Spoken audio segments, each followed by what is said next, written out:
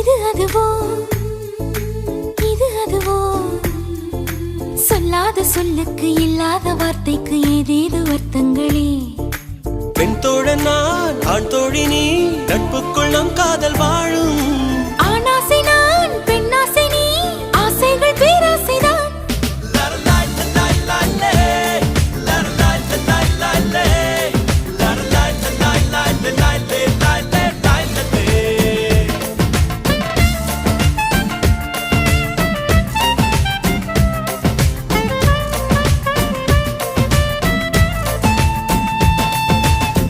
உன் பார்வையில் பைத்தியமானே உன் வார்த்தையில் பாக்கியமானே உன் வெட்கத்தை வேடிக்கை பார்த்தேன் மயங்கினே